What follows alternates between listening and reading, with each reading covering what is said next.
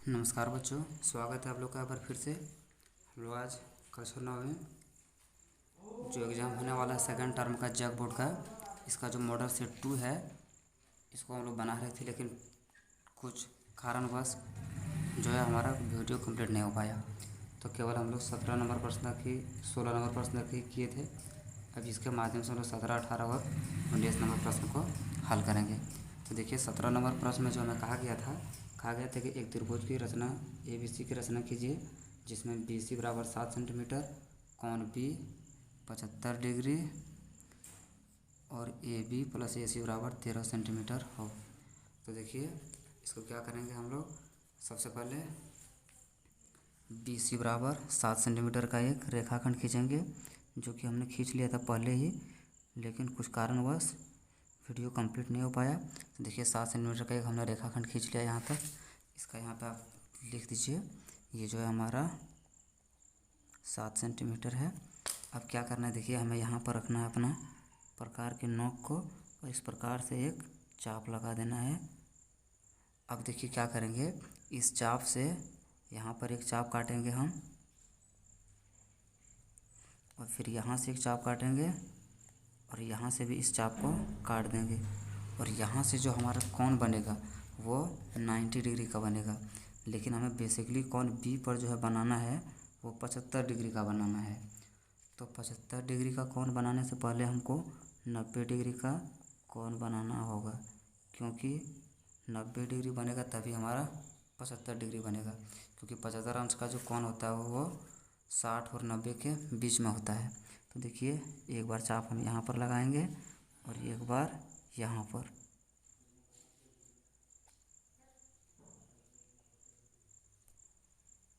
और यहाँ से क्या करेंगे, हम इन्हें मिला देंगे।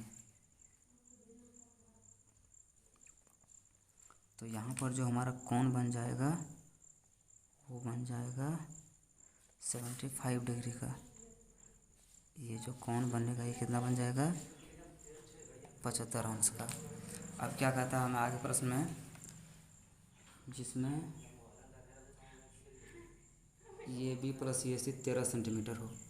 तो देखिए क्या करेंगे, हम यहाँ पर 13 सेंटीमीटर का एक चाप खींच लेते हैं। देखिए पूरे आपको 13 सेंटीमीटर का एक चाप खींच लेना है। इतना प्रकार को फैला लीजिए। अब क्या करेंगे, यहाँ पर से हम एक चाप खींचेंगे।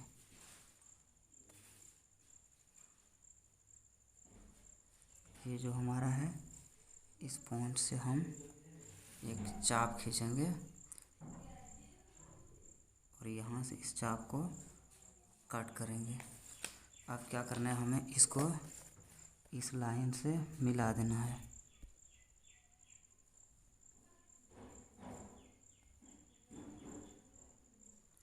इस लाइन को हमें इसके साथ ड्रॉ कर देना है, यानी कि मिला देना है। ये हो गया। अब ठीक इसी तरह से हमें यहाँ से भी इस लाइन को मिला देना है C पॉइंट से।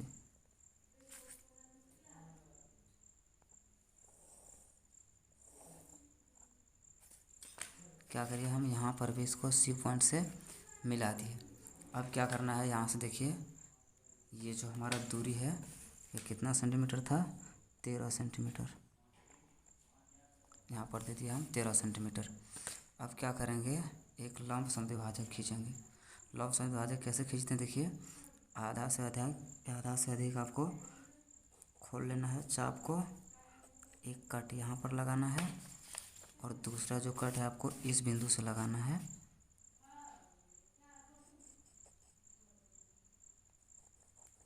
और क्या करना है, इन्हें आपस में मिला देना है। थोड़ा सा इसको आप बढ़ा के भी काट सकते हैं।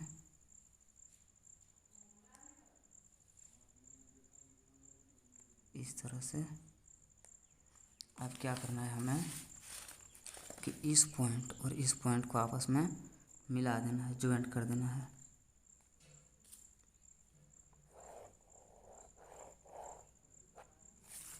ये हमारा हो जाएगा लंब समद्विभाजक। अब क्या करेंगे, इस C पॉइंट से इसका नाम कुछ दे दीजिए, जैसे मान लेते हैं हम यहाँ इसका नाम दे देते हैं P। अब क्या करना है, जहाँ पर ये कट रहा है दोनों लंब प्रतिच्छेद कर रहा है, इसको यहाँ से हम मिला देते हैं और इस पॉइंट का नाम हम दे देते हैं ये। तो यहाँ पर आप देखेंगे ये B C, ये हमारा जो है रचना बन के तैयार है। अब देखिए इसका अगला प्रश्न देखते हैं। अब देखिए 18 नंबर जो प्रश्न है हमारा, इसमें कहा गया कि एक त्रिभुजाकार भूखंड के भुजाओं का अनुपात 3:5:7 है और उसका परिमाप 300 मीटर है। इस भूखंड का क्षेत्रफल ज्ञात कीजिए। देखिए क्षेत्रफल तो लोग आसानी से निकाल लेते हैं जब हमें भुजा दिया रहता है, लेकिन यहाँ पर हमें भुजा नहीं दिया गया है, हमें केवल और केवल जो है भुजा का जो है अनुपात में हमें दिया गया है।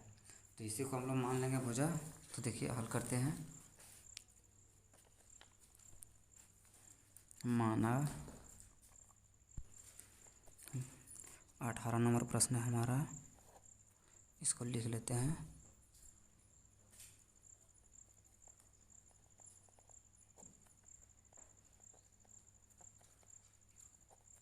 माना भूखंड की भुजाएं बराबर, देखिएगा जो दिया गया हमें दिया है 3:5:7, तो इसको मान लेते हैं 3x 5x और 7x। साथ ही देखिए परिमाप हमें दिया गया है, परिमाप बराबर 300 मीटर। तो परिमाप बराबर सूत्र क्या होता है, a + b + c। तो ये हमारा हो जाएगा 3x, b हो जाएगा 5x और c हो जाएगा 7x बराबर 300 का 300।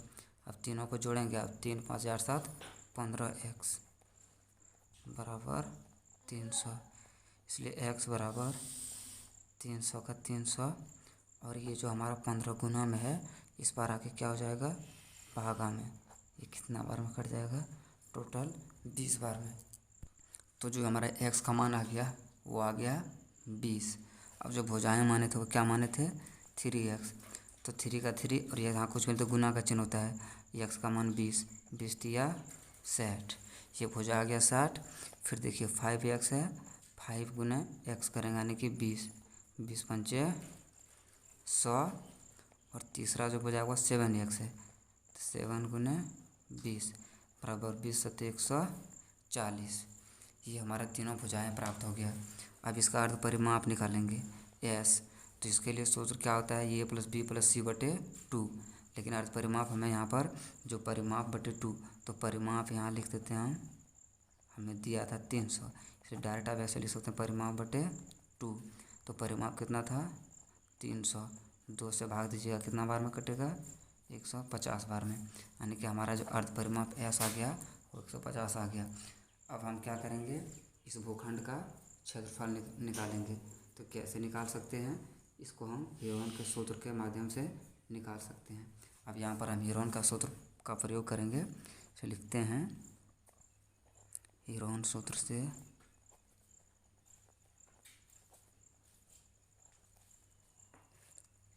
हीरोन का सूत्र हमारा क्या होता है, √s × s - a × s - b × s - c। तो यहाँ पर देखेंगे ये s का जो मान आया है वो 150 आया है। 150 में से क्या घटाएंगे, ये फर्स्ट हमारा भुजा जाएगा ये 60, फिर 150 में से घटाएंगे हम 100 और फिर घटाएंगे 150 में से 140। अब जो हमारे पास बच जाएगा वो देखिए 150 का 150, 150 में 60 जाएगा 90, 150 में जाएगा 100 तो 50 और 150 में जाएगा 140 तो 10। अब क्या करना है, हमें इसको दो भाग में तोड़ना है। अगर हम 15 गुने 10 करेंगे 150 हो जाएगा और 9 गुने 10 करेंगे तो भी 150 हो जाएगा। इस 50 को हम क्या करेंगे 5 गुने 10 कर देंगे, इस 10 का 10 ही रहने देते हैं। अब देखिए जिनका पेयर मारा उसको बाहर कर लेते हैं, 1 2 2 को 10 का जोड़ा बन रहा है, एक जोड़ा बाहर कर लिए। फिर देखिए यहाँ भी 10 यहाँ भी 10, तो एक 10 बाहर कर लिए। अब देखिए रूट के अंदर क्या बच गया, रूट के अंदर बच गया 15, तो 15 को हम लिख सकते हैं 3 गुना 5, और इस 5 को ऐसे ही रहने देंगे। 9 को लिख सकते हैं 3 गुना 3, 10 गुना 10 करिएगा तो 100। और देखिए 2 को 5 है तो 1 को 5, 2 3 है तो 1 3 बाहर, और 2 5 है तो 1 5 बाहर, और रूट के अंदर क्या रह गया, केवल और केवल 1 3, तो 100 गुना 3 करिएगा 300, और 300 गुना 5 करिएगा तो 1500, बराबर हो जाएगा 1500, और रूट के अंदर 3 मीटर स्क्वायर। ये हो जाएगा हमारा इस प्रश्न का आंसर। अब देखिए इसका अगला प्रश्न देखते हैं 19 नंबर, और इस सेट का आखिरी प्रश्न। देखिए 19 नंबर प्रश्न में क्या कहा गया है। इसमें कहा गया है निम्नलिखित आंकड़ों से एक वर्गीकृत बारंबारता बंटन सारणी बनाए जिसका वर्ग अंतराल 0 5 5 से 10 या आदि हो। तो देखिए इस प्रश्न को हम लोग कैसे हल करेंगे। इसमें हम वर्गीकृत बारंबारता बंटन सारणी बनाना है जिसका वर्ग अंतराल हमें 0 5 5 10 इस तरह से लेना है, यानी कि अंतराल जो होगा वो हमारा 5 का होगा। तो देखेंगे यहाँ पर हमारे जो संख्या है वो कहाँ से कहाँ तक है। देखिए 0 6 2 3 5 12 5 8 4 8 10 3 4 12 2 8 15 1 17 6 3 2 8 5 9 6 8 7 14 12। सबसे अधिक संख्या हमारा क्या है, तो सबसे बड़ी जो संख्या हमारा 17 है। तो देखेंगे कि 17 से बड़ी कोई भी संख्या नहीं है। तो क्या करेंगे, वर्ग अंतराल लेंगे 0 से 5 5 से 10 10 से 15 15 से 20। तो आइए इसे ले लेते हैं और लिख लेते हैं। तो देखिए हमने बंटन सारणी बना लिया है। ये वर्ग अंतराल कर लेते हैं। यहाँ पर हम लिख लेते हैं बारंबारता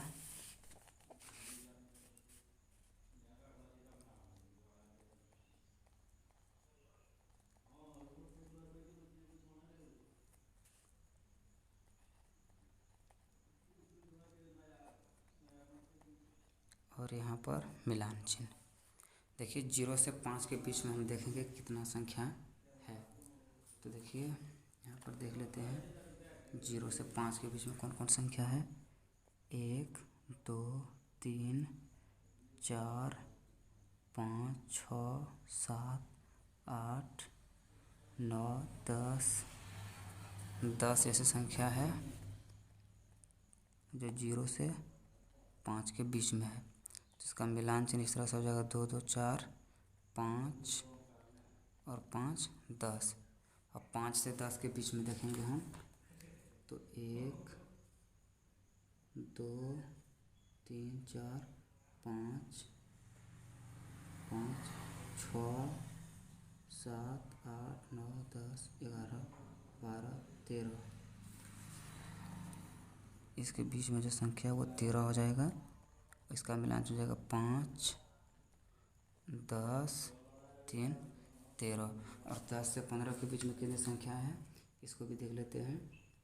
तो हमारा 1 2 3 3 4 5 ये संख्या हो जाएगा 5, और इसका मिलान चिन्ह हो जाएगा इस तरह से। अब 15 से 20 के बीच में कितनी संख्या है उसको देख लेते हैं। देखिए 15 1 2 संख्याएं हैं, ये हो गया। अब यहाँ पर लिखेंगे हम कुल योग। देखिए सबको जोड़ते हैं 10 13 23 5 28 2 30, और यही हो जाएगा हमारा इस प्रश्न का आंसर। तो दोनों सेट को हम लोगों ने बिल्कुल अच्छी तरह से कंप्लीट कर लिया। अब अगले वीडियो के माध्यम से हम लोग तीसरे सेट को देखेंगे। यदि आप चैनल पर नए हैं तो चैनल को सब्सक्राइब करिए और अपने साथियों के साथ भी शेयर करिए, क्योंकि इस चैनल पर आपको कक्षा 6वीं से लेकर 10वीं तक के सभी विषयों का सॉल्यूशन मिलेगा, वो भी बिल्कुल आसान तरीके से। साथ ही जैकबोर्ड से संबंधित हर अपडेट, हर जानकारी आपको सबसे पहले और सबसे सटीक मिलेगा।